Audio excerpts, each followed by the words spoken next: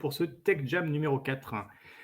Alors, petit rappel pour ceux qui débarquent ou qui n'ont pas encore pigé comment ça marchait. Les Tech Jam, c'est de la tech et c'est une semaine sur deux où on a du cloud avec Anthony Monté, le CEO de Cloud Mercato. Et l'autre semaine, donc la semaine d'après, quoi, enfin bon, la semaine au milieu, on parle DevOps avec Michel Langron.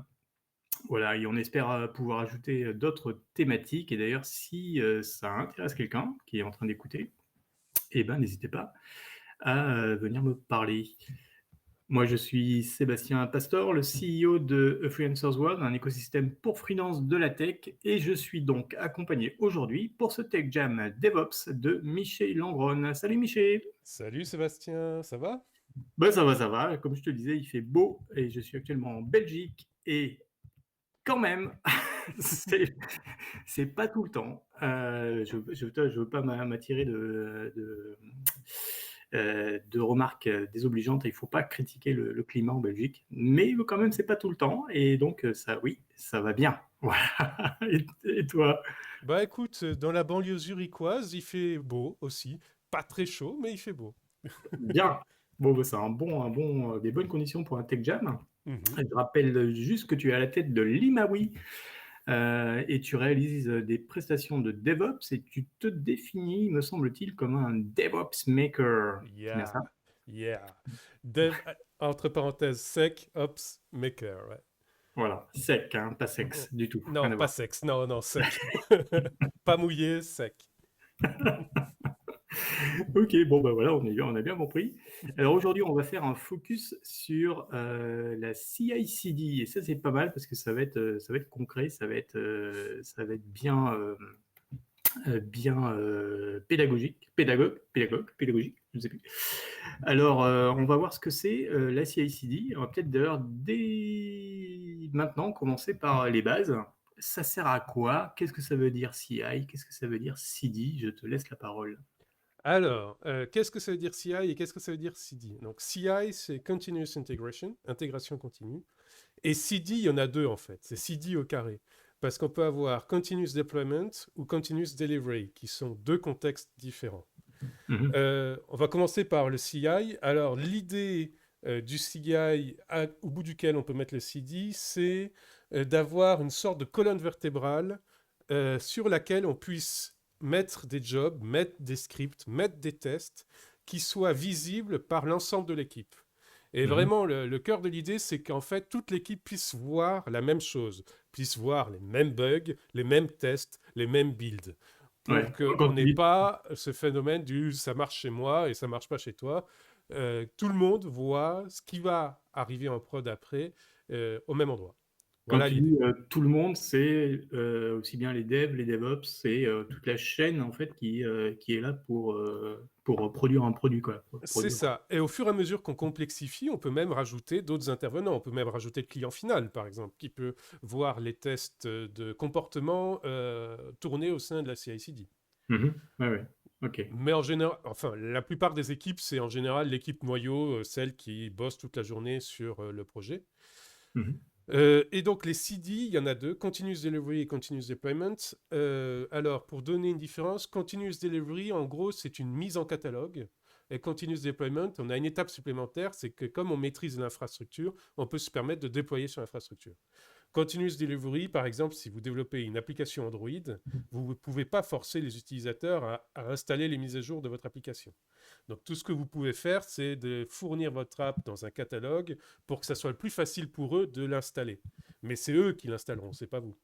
Alors que Continuous Deployment, c'est du SaaS, du PaaS, bref, c'est quand vous maîtrisez l'infrastructure, vous pouvez aller jusqu'au push final, le déploiement final sur l'infrastructure. Ouais. Ok. Donc ça c'est bien clair. On a compris CI, on a compris CD. Est-ce Mhm. qu'on rentrerait pas un petit peu dans le détail du CI? Alors, le CI, donc en général, les CI se structurent donc en pipeline, c'est-à-dire que c'est un flux qui va de gauche à droite. En général, ça se lit de gauche à droite. À gauche, on a notre état initial qui est le plus souvent le code source, et à droite, on a notre état final qui est plus souvent l'artefact prêt à partir en prod, ou si on rajoute du CD Continuous Deployment, directement la prod. Ces pipelines, ces flux se structurent en jobs. Les jobs, c'est en fait des sortes d'environnements dans lesquels on peut regrouper un certain nombre de scripts, de tests, d'étapes. Mhm. Et on a deux façons de structurer ces jobs entre eux. Deux grandes façons, de façon principale de structurer ces jobs entre eux. On a la façon par stage et la façon par graphe directionnel acyclique. Si vous faites du Jenkins, par exemple, le plus souvent, vous utilisez, sans vous rendre compte, du graphe directionnel acyclique. Et puis, avec les dernières innovations CloudBees, je crois qu'on peut faire du stage. Il faudra que je regarde, que je me renseigne là-dessus. D'accord. GitLab, de base, c'était du stage, et eux, ils ont rajouté le graphe dernièrement. Alors, D'accord. l'idée de ces deux façons de faire, c'est que le stage, en gros, vous avez des étapes. Une étape test statique, une étape build, une étape test dynamique, une étape release. C'est les 4 étapes les plus courantes qui soient, dans lesquelles vous alignez vos jobs. Tous vos jobs de test statique vont dans l'étape statique, etc., etc. Donc, vous avez des états, des stages. Mhm. Et les graphes acycliques, c'est en fait chaque job a des jobs enfants et des jobs parents. Et donc ça fait un graphe en fait avec des lignes reliant les points des jobs enfants vers les jobs parents. Le graphe acyclique est plus performant que le comportement par stage, mais le comportement par stage est plus facile à lire et à mettre en place que le graphe acyclique, et à Mhm. maintenir que le graphe acyclique. Donc il y a des pros et des contre. Et d'ailleurs, alors ce que tu disais, c'est que suivant le produit que tu utilises, tu vas utiliser une méthode à la stage ou à la graphe acyclique, c'est ça? Ou Oui, est-ce que c'est-à-dire tu qu'en disais fait, concours, concours c'est c'est ça. ouais, Concours vas-y. CI, par exemple, est très orienté graphe acyclique. Ben ça, en fait, les gens qui développent, les équipes qui développent les outils de CI/CD, ils développent avec euh, une méthode en premier, puis après ils élargissent à l'autre méthode.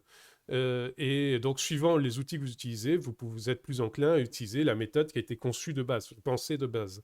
Ouais, GitLab, de base, c'était les stages, et ils ont élargi plus tard au graphe acyclique. Et Concours CI, par exemple, c'est graphe acyclique, oui. d'accord. Selon toi, il y a vraiment enfin, est-ce qu'on trouve son bonheur dans l'un ou l'autre, ou est-ce que des fois on a besoin de faire l'un et l'autre? Donc, du stage ou Alors, du graphe acyclique. bah, tout dépend du projet, bien sûr. Si vous avez un projet simple, commencez par les stages. Si votre projet se complexifie, pensez graphe acyclique. Moi, j'ai une autre méthode encore. La méthode Miché! Exactement. Qui est une méthode basée sur une extension du standard UML qui s'appelle C4 et en gros qui consiste à découper vos projets et vos pipelines en projets plus petits avec des scopes bien délimités dans lesquels donc vous avez des pipelines beaucoup plus simples et que vous pouvez concevoir comme des pipelines parents-enfants. Je m'explique. Ouais. La méthode C4, c'est donc 4 C, c'est contexte, conteneur, component et code. Et donc, le code, c'est ce que vous codez, hein, tout simplement. Le component, c'est la réunion de vos paquets de code packagés entre eux pour faire un projet. Typiquement, imaginez que vous développiez un projet en PHP. Code, c'est votre code en PHP qui va du code source vers l'élément packagé. Donc, ça sera pour PHP un composeur, un paquet composeur. Mhm. Le component, c'est votre composer.json en mode projet qui contient toutes les dépendances, dont celles que vous avez codées vous-même. Donc à gauche de votre pipeline, c'est ça. Et à droite, vous avez l'environnement dans lequel est déposé ce projet, un conteneur ou une Mhm. machine virtuelle si vous fonctionnez plutôt en machine virtuelle. Le stage au-dessus, enfin l'étape au-dessus, c'est donc l'étape conteneur, qui dans la norme C4 n'est pas forcément le conteneur au sens Docker, mais qui peut être plus large. Un conteneur, ça peut être une machine virtuelle, ça peut être une image conteneur. L'idée, c'est que ça soit un élément actif découpé du reste de votre Mhm. infrastructure. Mhm. Donc là, si vous regardez votre pipeline en entrée, à gauche, le code source, c'est l'assemblage de vos conteneurs à droite, entre eux, donc avec un Docker Compose ou avec des cubes manifestes, par exemple. Et à droite, vous avez le package correspondant, donc c'est une charte Helm, une collection en cible, etc. Et au bout du bout, vous arrivez tout en haut au contexte, c'est les tests sur votre charte Helm, votre collection en cible, etc. Donc en gros, en faisant ça, vous avez structuré vos pipelines en 4 niveaux, de pipeline enfant à pipeline parent. Alors je suis désolé, comme je stream en même temps, je suis en train de faire des gestes, mais ça n'a aucun sens au niveau du podcast. Moi, j'ai Donc, rien vu en tout cas. donc je vais arrêter de faire mes gestes. Vous avez 4 niveaux de parents-enfants, ce qui permet euh, de définir correctement les scopes de vos pipelines et comme ça de les rendre beaucoup plus simples. Ils ont un départ et une arrivée clairement définis. Et donc, ce que vous avez au milieu, c'est juste faire le flux de ce départ à cette arrivée. D'accord. Voilà. Donc, concrètement, si tu utilises un produit qui fait du stage pour implémenter la méthode Miché, si j'ai bien compris, du coup, tu vas devoir faire plusieurs pipelines qui Mhm. vont, euh, qui vont correspondre à chacun des C, des standards C. C'est ça. C'est ça. Oui, c'est ça. En fait, moi, ce que je fais, c'est plusieurs projets avec des pipelines qui se parlent entre eux. C'est-à-dire que l'artefact final d'un premier pipeline sert comme artefact initial d'un autre pipeline. Mais D'accord. comme ça, pour chaque projet, on a un pipeline clair et on peut débugger ce pipeline indépendamment des autres pipelines. Ok. Et on gagne du temps à ce niveau-là parce qu'en fait, ça fait des pipelines beaucoup plus rapides, beaucoup plus itératifs, beaucoup plus courts. Et avec un bon jeu de release et du semantic versioning, par exemple, on a les artefacts correctement faits pour pouvoir être utilisés par les autres pipelines sans les bloquer. Ok. Voilà. Donc là, ça, c'est la méthode Miché que tu implémentes du coup à chaque fois que tu bosses pour un client, j'imagine. Ah bah ça dépend du client, hein. Il y en a qui ont leur méthode à eux, donc je m'adapte, mais que Ouais, j'implémente au sein de l'Imawi quand je développe les propres outils de l'Imawi. Oui. d'accord. Mhm. Ok. Euh, et alors pour ceux qui pourraient se poser la question enfin, qui ont compris les concepts du CI et du CD, mais que ça reste encore un petit peu abstrait, Mhm. est-ce que peut-être tu pourrais donner un exemple, si on prend un exemple d'une appli vraiment web, enfin bateau avec un front, un back, voilà. Ouais. Euh, quels sont quels sont les pipelines que tu verrais à mettre en place pour des devs et pour des DevOps, par exemple? Comment ça se structurerait justement pour que les Alors, devs et les DevOps travaillent ensemble bah justement, la norme C4 fait qu'on peut faire travailler les deux ensemble sans qu'ils se bloquent. Le niveau code, c'est typiquement pour les devs. Donc un Ouais. pipeline de niveau code, par exemple, ça serait premier stage des tests statiques. Donc imaginez que vous développiez une application en PHP qui soit destinée à tourner en conteneur avec Apache en front et derrière, je sais pas moi, MariaDB en DDB. Euh, le premier pipe donc consiste en gros, premier stage test statique, vous vérifiez la syntaxe de votre code PHP, vous vérifiez qu'il n'y ait pas de faute, etc. Deuxième stage, vous buildez. Alors, dans le cas de PHP, vous allez me dire, mais PHP, c'est interprété, pourquoi il y a une étape de build?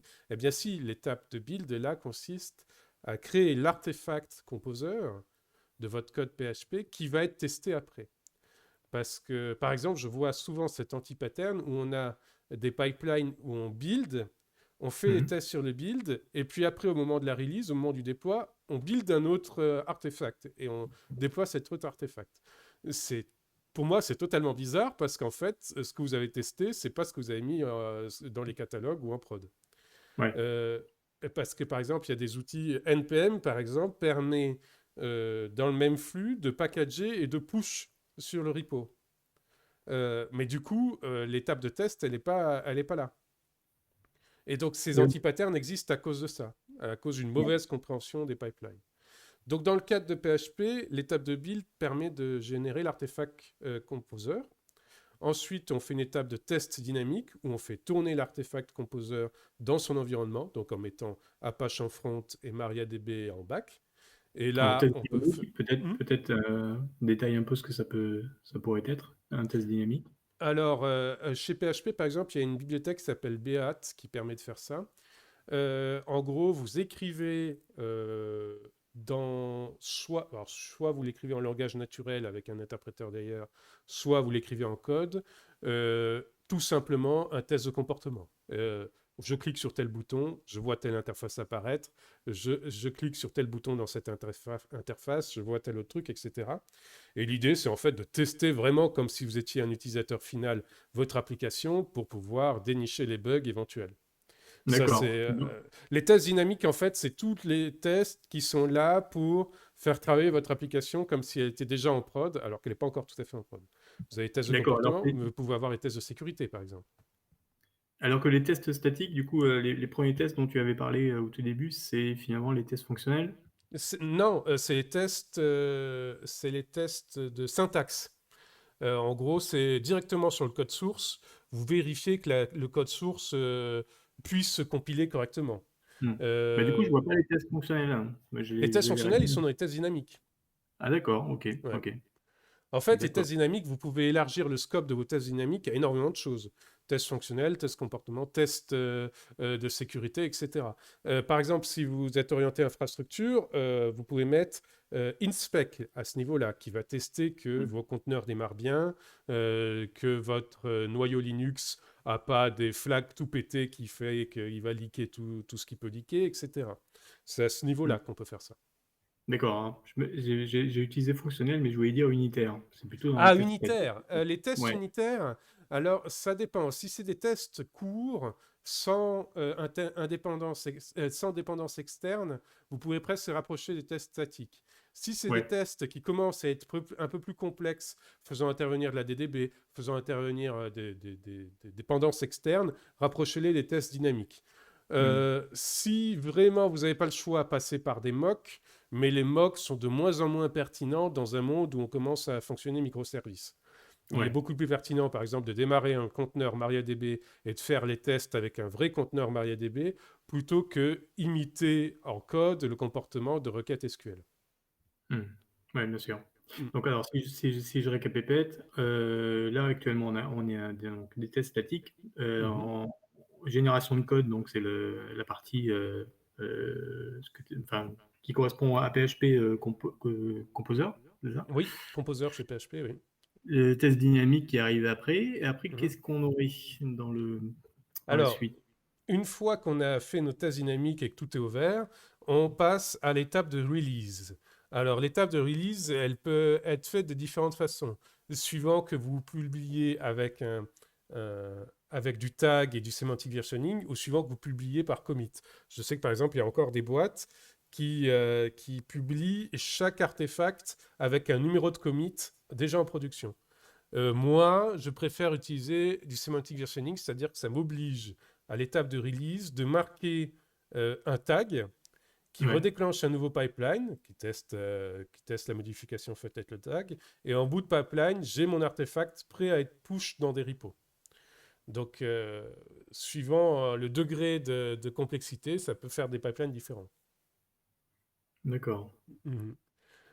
Concrètement, moi, par exemple, j'utilise une bibliothèque qui s'appelle Semantic Release, qui est codée en JavaScript, qui permet de dire, suivant les préfixes de commit qu'on a mis, si ça sera une release de fixe, de patch, de version mineure ou version majeure et qui automatiquement crée le tag, la release, le changelog, etc. et qui redéclenche un pipeline si on a configuré que ça redéclenche un pipeline, qui au bout du bout push l'artefact compilé avec son changelog, sa release, etc. D'accord. On pourra mettre ça dans les descriptions, par exemple, de l'épisode, Ouais, cet outil, qui est vraiment pas mal et qui fait que, en fait, en gros, moi, j'ai automatisé entièrement le mécanisme de release. J'ai juste pour le déclencher à faire un préfixe sur mon nom de commit qui soit fit de points, fixe de points ou match de points, et c'est parti mon kiki. d'accord. Et juste pour essayer de bien comprendre, là, ta bibliothèque JavaScript, elle se déclenche où? Sur le C'est GitLab? un job, c'est Un job. le job final du pipeline.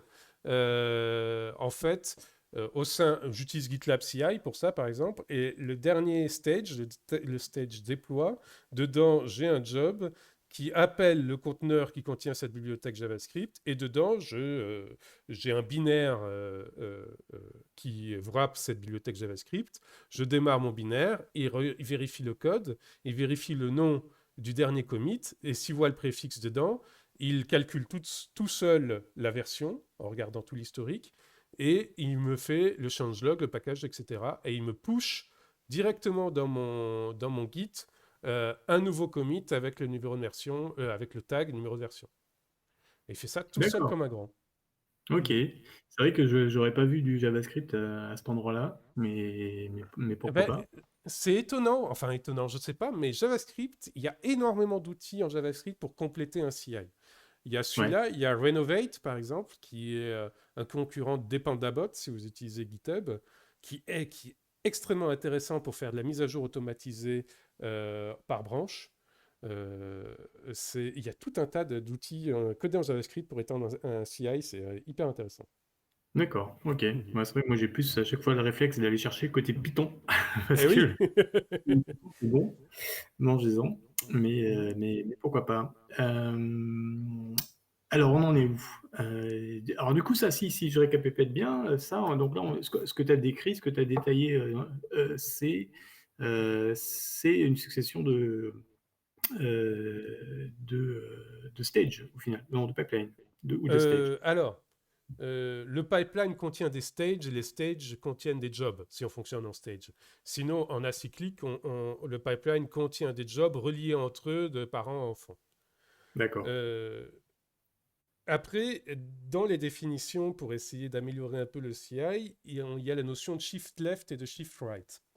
Ah, Euh, donc, aller vers la gauche, aller vers la droite. L'idée du shift left, d'aller vers la gauche, c'est de se dire que l'intérêt d'un CI, c'est d'avoir un feedback rapide, que ça pète rapidement, que ça break rapidement pour qu'on puisse rapidement itérer dessus, corriger les bugs, etc. Et donc le shift left, c'est en gros aller vers la gauche du pipeline, vu que le pipeline se lit de gauche à droite. Aller vers la gauche du pipeline, c'est de faire en sorte que les tests les plus rapides soient à gauche pour qu'on ait le plus de chances, le plus d'infos testées le plus rapidement possible pour essayer de trouver les bugs le plus rapidement possible. Et Shift Right, c'est l'inverse. Shift Right, c'est côté plus CD, en fait. C'est l'idée que quand on déploie en prod, on ait des mécanismes qui renvoient directement de l'info pour qu'on on voit le plus rapidement possible si ça pète en prod. Et donc, d'accord. c'est du feedback côté droit du pipeline. Ok. Voilà. C'est pour ça, par exemple, que je mets les statistiques en premier en général dans mes pipelines. Les tests statiques en premier, parce que c'est les plus rapides à faire. Ils durent 10-15 secondes maximum. Et on a avec ça déjà nettoyé tout ce qui est linting, donc style. On peut mettre des tests un peu plus complexes de sécurité, c'est-à-dire lecture statique de sécurité, pour par exemple voir si on a écrit en dur des mots de passe dans notre code, pour voir si on a des injections SQL hyper visibles dans notre code, etc. Et donc ça permet de rapidement, de l'ordre de 10, 15, 20 secondes, 30 secondes, d'avoir un feedback qu'on peut réutiliser pour faire un nouveau commit et retenter, quoi. Mhm. Ouais, ouais. Donc tout ce qui est quasiment, enfin, pas évident, mais tout ce qui est rapidement détectable, on le met en premier. C'est ça. Mhm.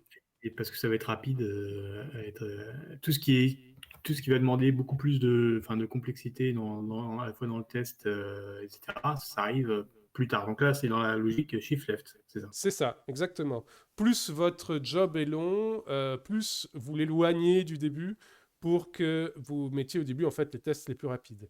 Après, une meilleure méthode, c'est encore essayer de paralléliser un maximum. Si vous avez suffisamment de ressources, essayez de paralléliser tous les jobs qui ne sont pas indépendants entre eux pour qu'ils puissent se déclencher en même temps. Comme ça, vous gagnez encore plus en vélocité sur votre pipeline. Ouais. Justement, on Après, parle. Oui, vas-y, pardon. non, non, mais après, on peut séparer aussi en pipeline long, pipeline court. Long run, short run, pipeline.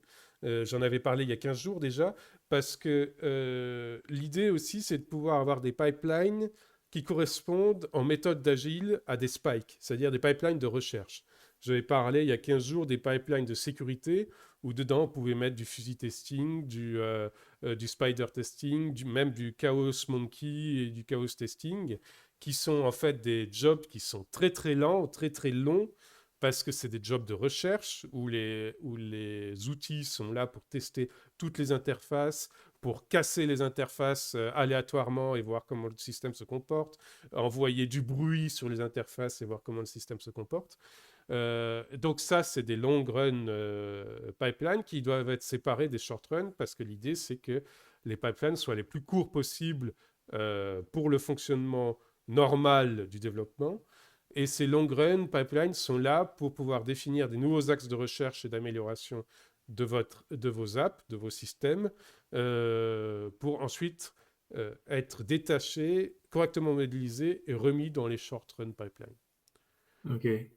Et du coup, comment architectures ça? Les pipelines longs, ils vont être peut-être lancés moins souvent ou comment tu fais ça? C'est ça. En fait, si vous utilisez GitLab, par exemple, mais Jenkins ou Concours, ils ont tous ce système-là, c'est des pipelines qui se déclenchent avec des crones, qui sont donc chez GitLab, vous pouvez par exemple définir que votre job se déclenche uniquement si le trigger original c'est un cron et pas un push. Et donc vous pouvez mettre vos jobs longs qui se déclenchent uniquement quand c'est un cron à l'origine. Et là-dedans, vous mettez vos Ajax, etc., vos Spider, vos fusils, etc. Euh, c'est des pipelines qui peuvent tourner une fois par jour, deux fois par jour, qui peuvent durer 1 heure, 2 heures, 3 heures, 6 heures, suivant la complexité de votre infrastructure, enfin de votre scope de test et le nombre d'outils que vous mettez dessus. Mais ils sont assez intéressants pour pouvoir récolter de l'info sur ce que vous n'aviez pas envisagé. Par exemple, il y a une interface cachée parce qu'il y a un des frameworks que vous utilisez qui a, dans une mise à jour, rajouté une interface et vous n'étiez pas au courant. Et donc, c'est Mhm. plutôt pas mal de pouvoir la trouver avant que ça soit en prod et de se rendre compte que dedans, il suffit de POC la bonne interface et que vous avez une privilège d'escalation sur votre système. Il vaut mieux faire ça avant. Euh, une fois ces infos récoltées, l'idée, c'est de pouvoir les rajouter dans le short run parce qu'il n'y a plus la phase de recherche. Ce qui dure beaucoup de temps, c'est la phase de recherche. Et Mhm. donc, si on raisonne méthode agile, si vous voulez structurer vos pipelines de façon méthode agile, les pipelines courts, c'est de la story, les pipelines longs, c'est de la spike. Et, la construction des pipelines eux-mêmes, c'est de la NFR. Et là, on va parler d'autre chose, La c'est du NFR, templating de pipeline. c'est quoi la NFR? La La NFR. NFR en méthode agile, c'est un type de story qui sert aux non-functional requirements. D'accord. Non-functional requirements, c'est en fait tous les prérequis nécessaires au fonctionnement de votre app, mais qui n'ajoutent pas de la feature, de la fonctionnalité pour le client final. D'accord. Typiquement, construire une forge logicielle CI/CD, le client final, il ne le verra pas, il n'en a rien à foutre. Mais par contre, ça prend quand même du temps sur votre développement. Et donc Bien sûr. ça, si vous êtes en agile, vous le mettez dans un NFR. D'accord. Voilà. Et là, qu'est-ce que je veux dire? Oui, ce qui est important, me semble-t-il, du coup, et c'est raccroché directement au pipeline long et à ce que tu disais sur la sécurité et au fait que, bah, du coup, ces pipelines, ils sont un peu, enfin, ils sont pas en temps réel, un peu en décalé. Il Mhm. faut derrière, j'imagine, avoir un système d'alerting et une méthodologie qui fait que quelqu'un ou un groupe de personnes va être en charge de parser les résultats de ces résultats de test pour avoir des actions derrière et afin justement de générer d'autres tests dans des pipelines courts, par exemple. Est-ce Oui, que ça, c'est des trucs qui doivent être définis bien avec les équipes? oui. Alors, bon déjà, on cherche à automatiser, donc on peut automatiser le feedback aussi. On a maintenant, j'ai découvert par hasard il y a 2 jours un nouveau framework qui est sorti justement pour faire ça, des pipelines longs, qui en gros, donc les résultats sont push dans des nouvelles branches. Et en D'accord. fait, ils font des tickets complets, des MR complets, où ils pushent les résultats, et comme ça, les équipes peuvent discuter sur les résultats intégrés dans ces MR. D'accord. Il y a des techniques comme ça. Et pour le cas de la sécurité, je vois que la fondation WASP est en train de développer aussi des passerelles entre ces outils pour pouvoir faire ça, pour les modèles de menaces. J'en avais parlé il y a 15 jours. L'idée, c'est que vos pipelines longs, par exemple, puissent détecter des nouvelles interfaces, des nouveaux vecteurs d'attaque, et que ces nouveaux vecteurs d'attaque puissent être notés en risque et vulnérabilité pour pouvoir ensuite être spécifiés dans les pipelines longs. Il y a tout ce flux-là où, en fait, on extrait les données de ces pipelines longs, on les note et on les réintègre. OWASP est en train d'automatiser, de sortir des outils pour automatiser ça, avec au cœur de ça Elevation of Privilege, dont j'avais parlé il y a 15 jours. Le jeu de cartes qui permet de noter ces vulnérabilités. D'accord. Alors c'est vrai qu'on peut automatiser plein de choses, mais au bout du bout, il faut quand même regarder, je sais pas, la branche ou le ticket qui a été créé ou la Oui, bien discussion. sûr. Et ça, j'imagine que ça fait aussi partie de méthodes de travail qui doivent être mises en place pour que, tu vois, une découverte d'une faille reste pas découverte. Oui, oui. Oui, oui, bien sûr. Ça fait des tickets prioritaires. Suivant les degrés, Ouais, ça fait des tickets plus ou moins prioritaires. Oui. Après, d'accord. c'est chaque projet qui définit sa méthode de classement et de tagging de ses issues. Mais et si les outils commencent à se complexifier un peu plus, comme je le vois, il y a un marché qui est en train de se développer dans ces outils de DevSecOps, et s'ils commencent à pouvoir noter par eux-mêmes, mais ça c'est toujours compliqué parce qu'il y a vraiment une part d'appréciation humaine sur le scope de l'architecture. Mais si ces outils peuvent commencer à donner des idées de notes, on peut faire aussi le labeling des tickets et la priorisation des tickets de façon automatique grâce à ces outils.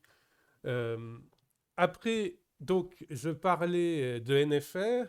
Il y a un autre truc à noter, c'est que moi, par exemple, dans mes projets, j'ai séparé la construction des pipelines eux-mêmes des projets eux-mêmes. Et j'utilise un template pour construire les pipelines à séparer des projets.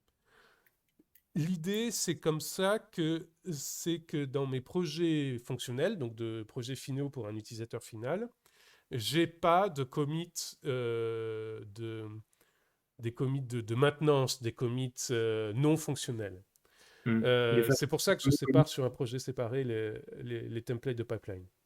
les fameux commits test CI, test C'est CI. ça. C'est D'accord. ça. Ça, c'est le petit truc de Miché encore. Oui. Euh, Oui, et effectivement, j'ai pas vu grand monde faire ça, mais moi, ça m'a sauvé de tonnes de boulot. En fait, l'idée de ces templates-là, j'ai élargi pas uniquement au CI, mais à l'ensemble d'un projet. L'idée, c'est d'avoir des templates. Alors, si vous utilisez Cookie Cutter ou Git Template, ça vous parle, je pense déjà. L'idée, c'est d'avoir un template qui reprend une structure de base de repo Git. J'en ai un pour Ansible, j'en ai un pour InSpec, un pour Bats, et un pour Cucumber en construction. Mais ce que j'ai rajouté, moi, c'est l'idée que ces templates puissent reconverger sur l'existant. Euh, d'accord. Parce que concrètement, en fait, du coup, c'est un repo à part sur lequel tu peux modifier la partie CI et oui. tester. Mais comment tu fais pour te raccrocher effectivement aux éléments dont tu vas avoir besoin et qui sont sur le repo, le vrai repo? Comment ça Alors, marche? dans ces templates-là, je mets tout ce qui est non fonctionnel. Donc, l'arborescence des dossiers, où seront placés les tests, D'accord. l'appel du CI, etc. Comment je fais? En fait, dans tous mes repos, j'ai un fichier qui, dedans, a le numéro de version du template et un Ouais. certain nombre de paramètres spécifiques au projet de ce fichier. Oui, au projet dans lequel est ce fichier. Et j'ai un petit script Python qui, à chaque commit ou manuellement, je peux le faire aussi manuellement, regarde le numéro de version qui est inscrit dans ce fichier, va appeler le template et applique le template sur ce projet. D'accord. Et ça fait des commits Git. Et au bout du bout, on a un seul commit final qui est mise à jour du template. Mais au lieu d'avoir tous les tests, test CI 1, test CI 2, test CI 3, il nous reste juste un commit final qui est mise à jour du template. Point. D'accord. Ok. Donc c'est beaucoup plus clean.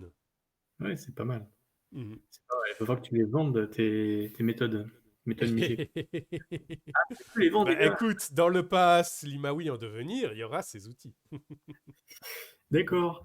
Et je me posais une question, parce que alors là, on a vu quand même plus enfin, on a vu en tout cas un exemple sur une appli donc plutôt orientée dev. Pour la partie DevOps, est-ce que ça change, enfin, est-ce que ce qu'on a vu change? Est-ce qu'il y a des particularités, des spécificités qui vont être liées à la partie DevOps, c'est-à-dire plus particulièrement sur le déploiement, sur l'architecture, la création d'environnement. Est-ce qu'il y a des particularités que tu vois? Alors côté CI, moi comme l'idée c'est que j'aille du code source à l'artefact quoi que je fasse, la structure elle-même est quand même similaire. Après c'est côté CD qu'il y a une sacrée différence. Parce que Ouais. pour le dev, une fois qu'il a fait son paquet composer, si on reprend le cas de PHP, il la push dans un packages privé ou dans le packages public et ça s'arrête là. Quand on est côté Ops, c'est là que la deuxième partie du boulot commence. C'est-à-dire une fois qu'on a fait nos artefacts, qui sont faits avec des pipelines similaires au dev, pour le cas d'Ansible par exemple, on a en static test, on aurait Ansible lint, en build, on aurait la commande Ansible collections qui construit la collection, en dynamic test, on met de l'inspec et du bats pour tester nos déploiements d'Ansible. Et en release, on a la collection qu'on push dans un repo de collection Ansible, un Galaxy quelconque. Ouais. Euh, en CD, donc Continuous Deployment, on a tout un tas d'étapes qui arrivent. On a, comme on en parlait il y a 15 jours, le déploiement Canary, le déploiement staging, le déploiement blue-green, le déploiement par tiers, suivant comment vous organisez votre chose.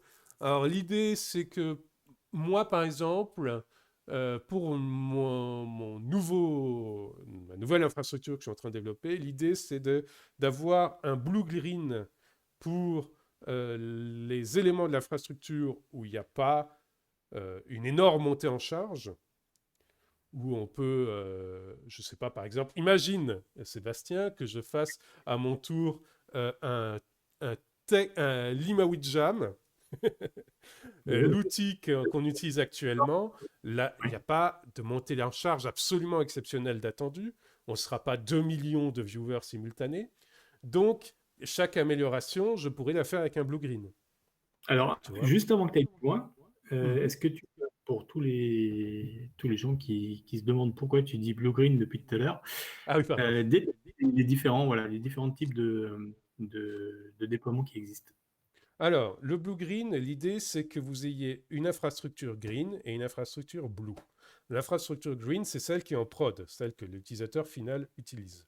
Et l'infrastructure blue, dans l'idée, c'est que ça soit un réplica complet de la green, dans laquelle on a juste mis la dernière mise à jour et on regarde si tout se comporte bien avec la dernière mise à jour. Et suivant votre modèle, si vous avez un modèle, vous pouvez switcher de nom de domaine, par exemple. Il y a même des entreprises qui déploient complètement sur la blue et une fois qu'elles ont tout testé, switch le nom de domaine et ça pointe vers la blue. Et la blue devient la green et la green redevient la blue. Donc ça, c'est le déploiement blue-green. Vous avez le déploiement Canary. Le déploiement Canary, c'est ce que font les grands groupes. Le déploiement Canary, c'est l'idée que vous avez un sous-segment de votre audience, un sous-segment de votre prod qui a la dernière mise à jour.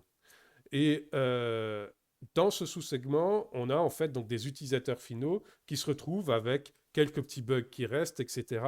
Et qui sont là vraiment comme bêta-testeurs sans trop le savoir de ces derniers petits bugs. Et donc les grands groupes récupèrent les feedbacks par le support, par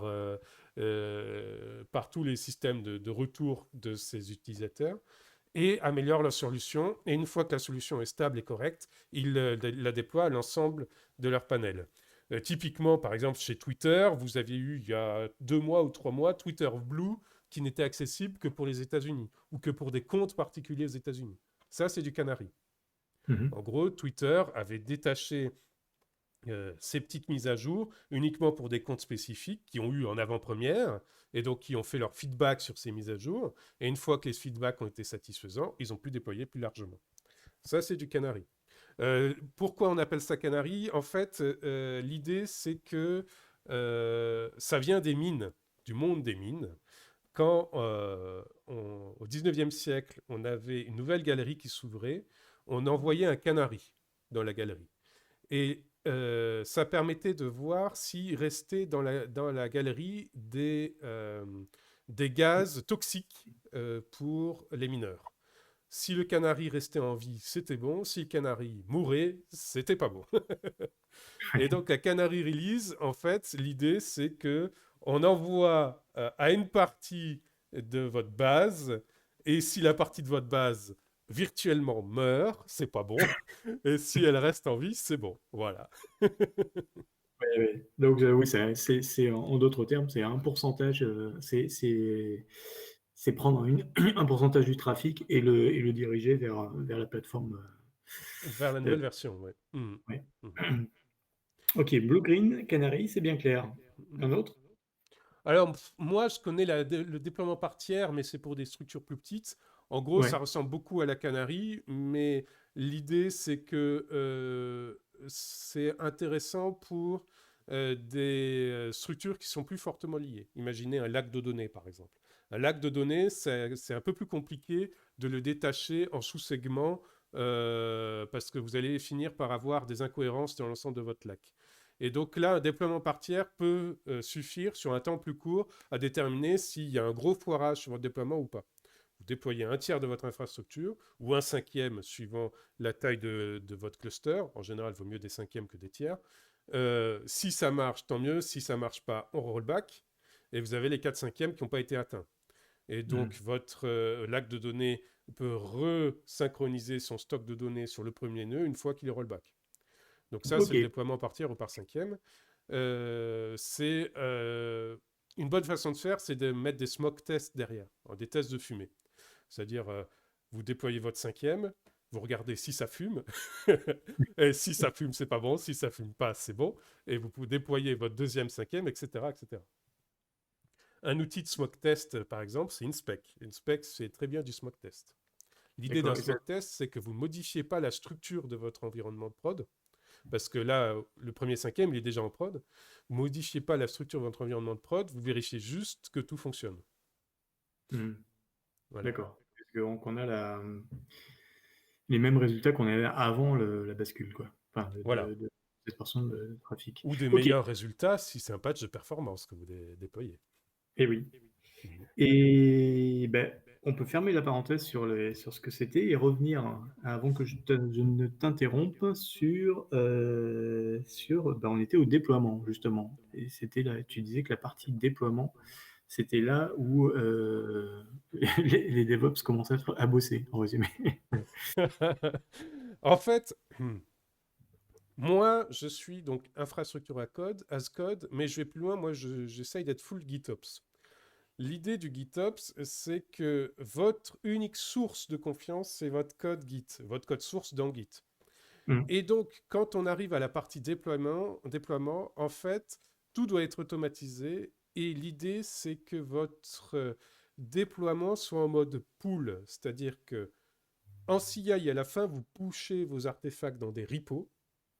Ces mises à jour d'artefacts dans des repos deviennent des déclencheurs côté prod pour faire une mise à jour. Mhm. Et un outil, si vous utilisez Kubernetes pour ça, il y a deux outils, il y a FluxCD et ArgoCD qui font ça très bien. Moi, je tends plutôt vers ArgoCD et je commence à faire des recherches pour implémenter ArgoCD dans nos structures. Mais l'idée, c'est... Mais avec Ansible, vous pouvez faire ça aussi. Il y a un mode pool chez Ansible, hein, au cas où vous ne Oui, saviez pas. oui, oui, on sait. Ouais. Et Voilà. par contre, ça m'amène une question. Comment tu fais pour... donc ça marche bien avec Ansible. Comment tu fais pour du Terraform qui est par nature, il aime bien pousser, lui.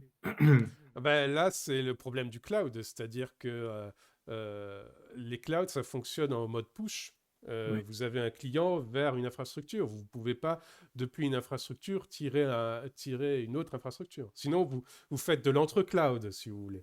Mhm. Donc Terraform, oui, il fonctionne en push dû au fait que c'est une nature client-serveur, le cloud. C'est-à-dire vous avez votre client d'un côté et le cloud qui est un énorme serveur, si vous voulez, dans le sens de ce flux d'interaction. Mhm. Euh, Terraform, je t'avoue que je sais pas s'il y a des modes pull ou autre. Non, je pense que ça a été vraiment pensé que push parce que l'idée, c'est d'interagir avec toutes les API d'un cloud. Ouais, ouais. Bah, donc là, Mhm. sur des pipelines Terraform, le dernier stage, on va dire, ça sera du push, du. Alors, aussi, on peut avoir un bastion. L'idée, par exemple, pour Ansible, on peut aussi faire du push tout en étant pull. On a un bastion dans lequel on a une tâche qui regarde les dernières mises à jour de votre module Terraform. Chez Terraform, je crois que le package s'appelle un module, de votre collection Ansible, et fait la mise à jour et redéploie tout de suite avec la nouvelle mise à jour. Ouais. Donc là, en fait, on est dans un mode pool dans le sens où le bastion est côté prod, séparé du CI, et qu'il n'observe que les catalogues. Et il tire du catalogue la dernière mise à jour, et il la déploie sur le reste de la prod, en push, là, du coup. Mhm. Donc là, on a une espèce de pool pool à la frontière entre le CI et le CD, et côté CD, on est de nouveau en push. On Ouais. peut faire comme ça. Avec un risque, c'est d'avoir une complexité supplémentaire du fait d'avoir ce bastion et peut-être bah, déporter les problèmes qui pourraient arriver pendant le déploiement pour lesquels tu aurais du mal à avoir la Oui, visibilité, quoi. Oui, c'est vrai que le bastion fait un single point of failure, là, dans Ouais, ce cas-là. ouais, Mais bon, l'idée, c'est qu'il soit aussi éphémère. C'est-à-dire qu'une fois le déploiement est fait, il est quasiment détruit, quoi. ouais, Mm. d'accord. Mais comment tu fais pour récupérer des erreurs potentielles, genre pendant le déploiement, bah, il y a eu un problème réseau ou une résolution DNS qui s'est pas bien passée, et imaginons que c'était sur du l'Ansible, bam. Ah bah, le feedback, on peut envoyer le feedback du bastion dans le log centralisé d'infrastructure de prod. En Ouais, ouais, fait, là, on se retrouve dans les mêmes mécaniques que monitoring et logging qu'on a pour l'ensemble de la prod. ouais, On peut faire profiter les mécaniques de monitoring et logging de l'ensemble de la prod. ouais, ouais. Mais en tout cas, on comprend bien l'intérêt, c'est on va dire, décorréler en fait la partie purement packaging enfin, de l'artefact final et Oui, de la mise, vraiment la mise en prod, le déploiement, et que ce soit vraiment scindé pour qu'il n'y en ait pas un qui perturbe l'autre. c'est ça. Et ça limite les droits et permissions entre les deux. Et On a oui, une prod qui est beaucoup plus sanctuarisée comme ça. et oui, oui, Parce que le CI n'a plus de droit d'écriture sur la prod. Il a, c'est la prod qui a des droits de lecture sur les catalogues du CI. ouais. Oui, oui. Alors, Mm. c'est vrai après, ça dépend de la taille du projet. Tu peux te dire que tant que le projet est petit, c'est peut-être pas la peine de se faire. Et Oui, oui, non, mais bien sûr. Mais par exemple, si vous êtes sur Kubernetes, regardez un peu Argo CD, par exemple. Je sais que Idris Newman utilise Argo CD dans ses déploiements d'infrastructures et son cloud n'est pas un hyperscaler. Donc, si vous utilisez Kubernetes, regardez, jetez un œil du côté d'Argo CD qui fait ce genre de choses très bien. ok, super. C'est bien clair. Alors, je crois qu'on avait une dernière. Excuse-moi, Non, pas de souci. j'ai un chat dans la gorge. Voilà, c'est parfait. Ouais, on devait se parler un petit peu plus en détail des outils. Oui. Sur la dernière partie du jam. Bon, on a déjà parlé finalement pas mal de GitLab, de concours, tout ça. Est-ce que tu Mhm. peux rentrer en détail peut-être pour Alors, connaître? donc les outils de CI/CD les plus connus, donc c'est GitLab CI, c'est GitHub Actions, ça c'est les deux plus connus. C'est Jenkins qui est l'historique. On avait Travis avant. Si vous bossiez sur GitHub, vous aviez Travis qui a été petit à petit remplacé par GitHub Actions. Je ne Mhm. sais pas ce que fait Travis maintenant. Et vous avez drone.io qui est souvent associé à Gitty pour faire un CI/CD qui ressemble aussi à un CI containerisé à la GitLab. Et vous avez Concours CI que moi j'apprécie parce que c'est un CI qui est intéressant si vous voulez faire de l'infra plus proche bare metal, vraiment de l'infra-infra. Parce que c'est développé par les équipes de VMware et c'est pensé pour être éphémère à la base Donc vraiment pas sensible à la casse, c'est-à-dire que votre infra peut tomber à moitié. Normalement, votre concours tient la route.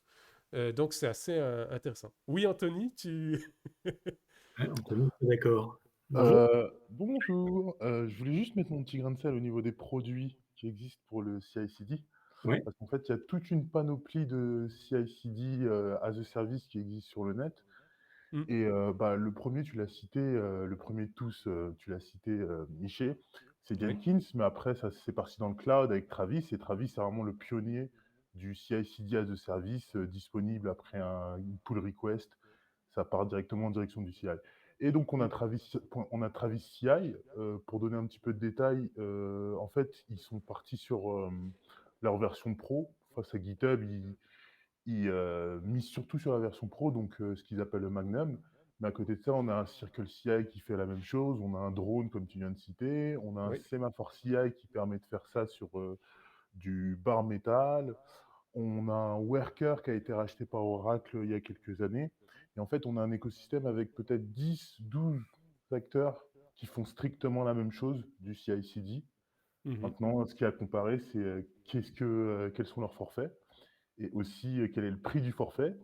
Et au final aussi, bien sûr, si le gars me vend 2000 minutes par mois, est-ce que cette minute, elle est rapide ou est-ce que c'est une tortue où en 2000 minutes, je n'ai le Oui. temps de rien faire? Ouais. Mm. Mais Donc, les ouais. hyperscalers aussi ont chacun leur propre solution.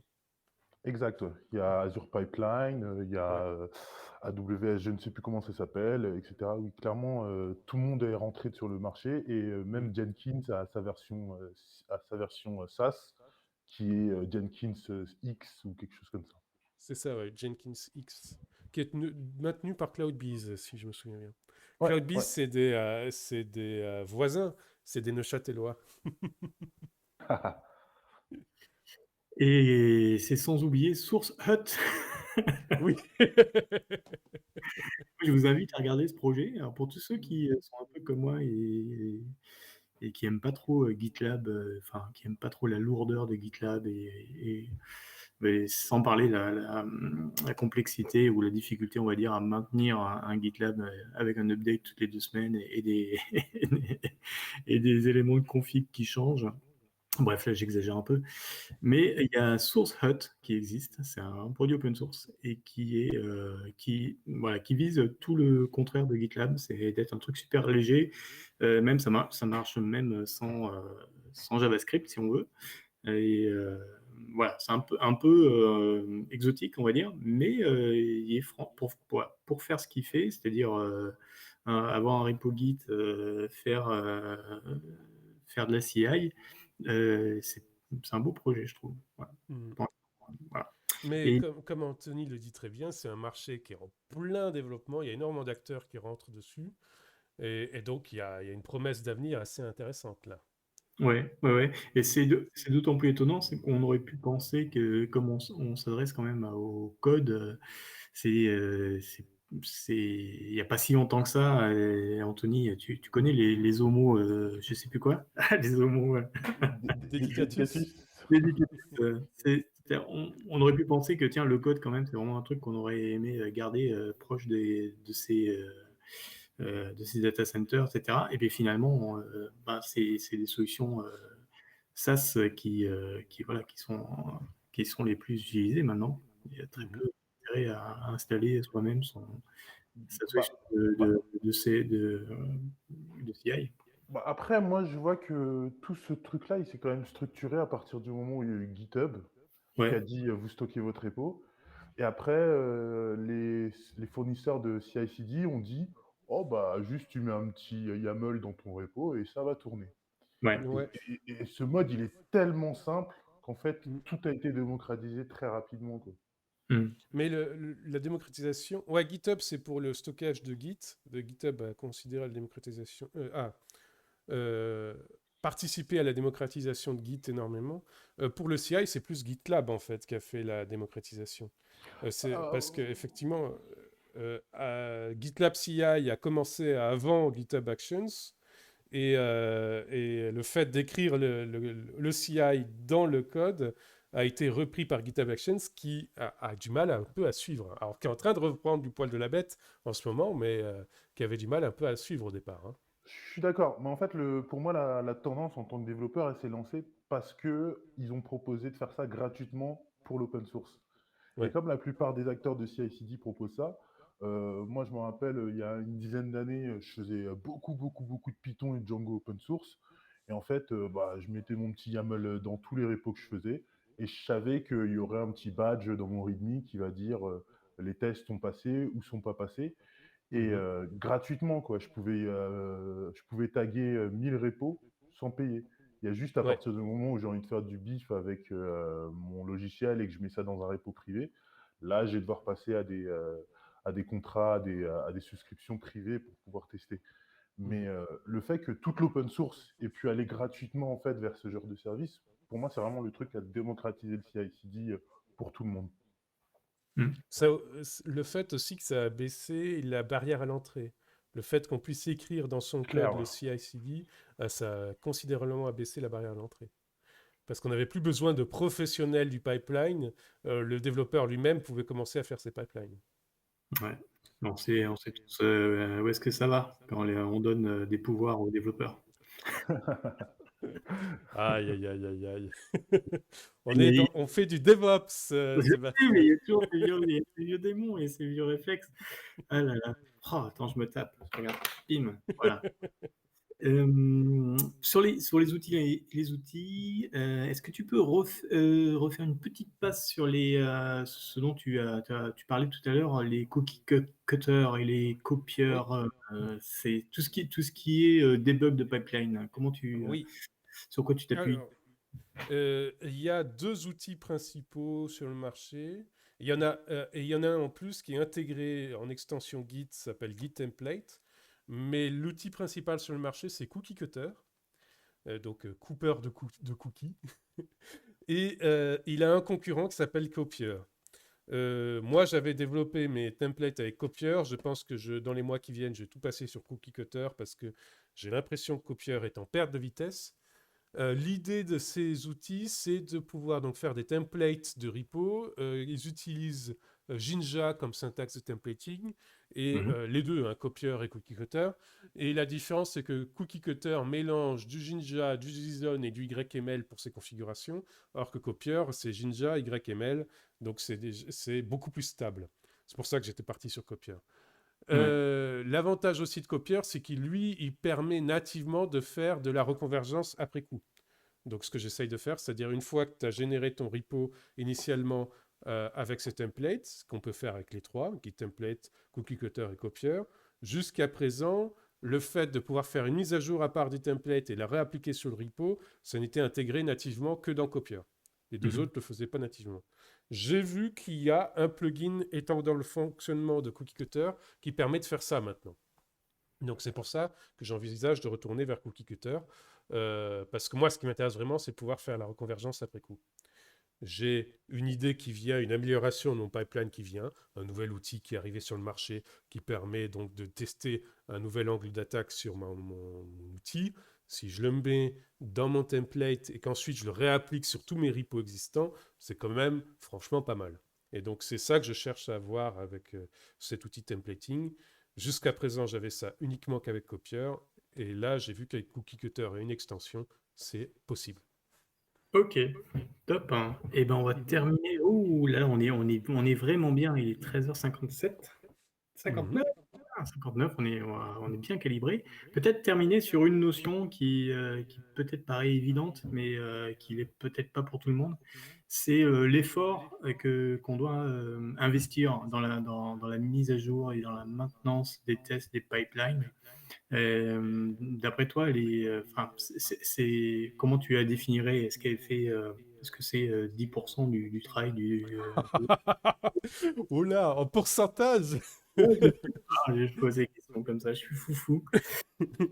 Je dirais que la mise en place des pipelines et des outils comme ça, c'est beaucoup de temps au début qui permet d'en faire gagner beaucoup après. Donc, en début de projet, j'ai vu des projets où c'était 90%, pardon, 90%. des premiers sprints, si on parle en Scrum, Ouais, où on était plutôt sur vraiment de la NFR et la mise en place des outils que vraiment sur des livrabilités de la feature. Mais après, une fois que ça s'était mis en place, on avait une vélocité des projets qui était extrêmement importante. d'accord. Ceux qui tardent à mettre ça en place, en général, ça pénalise la vélocité des projets et ils sont confrontés à des écueils en cours de route qui Mm. leur semblent insurmontables avec les outils qu'ils utilisent au moment T et au moment M, au temps T. Et donc, voilà, l'idée, ça serait quand même d'essayer de mettre en place un minimum de ces outils en amont. Ouais, plus on tarde, plus ça va être dur, Ouais, plus ça va être long. Et par contre, plus tôt on met en place tout ça, plus il va falloir penser à maintenir, parce que oui. évidemment, il ne faut pas laisser tomber en friche, sinon ça ne sert plus à Mhm. grand-chose. Là, c'est moins, on peut plus s'appuyer là-dessus comme une colonne vertébrale du projet. C'est ça. Alors l'idée étant qu'on essaie d'automatiser au maximum la maintenance, mais oui, il faut mettre des NFR dans les sprints Ok. Et l'expliquer aux clients et aussi. l'expliquer aux clients, oui. Mm. C'est parfois pas toujours évident.